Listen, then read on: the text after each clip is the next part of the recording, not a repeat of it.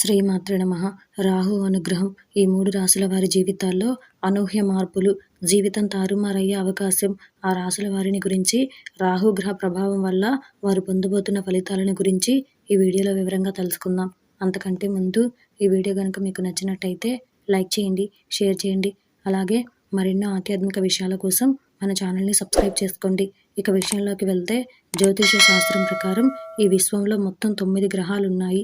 ప్రతి గ్రహం కూడా నిర్దిష్ట కాల వ్యవధిలో రాశిని మార్చుతుంది. దీనిని రాశి పరివర్తనం అంటారు. గ్రహాల రాశి మార్పు మనుషులపై ప్రత్యక్ష ప్రభావం చూపుతుంది. ఇది కొందరికి శుభప్రదంగా ఉంటే మరికొందరిపై ప్రతికూల ప్రభావం చూపుతుంది. నీడ గ్రహంగా పేరున్న రాహువు ప్రస్తుతం మేషరాశిలో సంచరిస్తున్నాడు. ఏప్రిల్ 12 నుంచి మేషరాశిలో కొనసాగుతున్నాడు. ఈ కారణంగా 3 రాశుల వారి సంచార జాతకంలో కేంద్ర త్రికోణ రాజయోగం ఏర్పడుతోంది. మరి దాని ప్రభావం ఎలా ఉంటుందో ఇక్కడ తెలుసుకుందాం.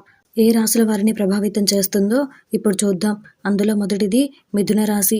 కేంద్ర త్రికోణ రాజయోగం ఏర్పడటం వల్ల వృత్తి వ్యాపారాలలో విజయం సాధిస్తారు. మీ జాతకంలో 11వ ఇంట్లో రాహు సంచారం జరిగింది. ఇది ఆదాయానికి సంబంధించింది. ఈ సమయంలో మీరు వ్యాపారంలో లాభాలు సాధిస్తారు. కొత్త ఆదాయ మార్గాల ద్వారా డబ్బు సంపాదిస్తారు. వ్యాపారంలో కొత్త ఆర్డర్స్ను పొందుతారు. మీరు స్టాక్ మార్కెట్లో డబ్బును పెట్టుబడి పెట్టాలనుకుంటే పెట్టవచ్చు. అందులో రెండవది కర్కాటక రాశి. కర్కాటకంలోని కేంద్ర త్రికోణ రాజయోగం ప్రజలకు చాలా ప్రయోజనకరంగా ఉంటుంది. రాహు గ్రహం మీ రాశిలోని 10వ ఇంట్లో సంచారం జరిగింది. ఇది ఉద్యోగానికి సంబంధించినది. ఈ సమయంలో మీరు కొత్త ఉద్యోగ ప్రతిపాదనను పొందుతారు. ఇప్పటికే ఉద్యోగంలో ఉన్న వారికి ప్రమోషన్, ఇంక్రిమెంట్ వచ్చే అవకాశం ఉంది. వ్యాపారంలో మంచి లాభాలు వచ్చే సూచనలు కనిపిస్తున్నాయి.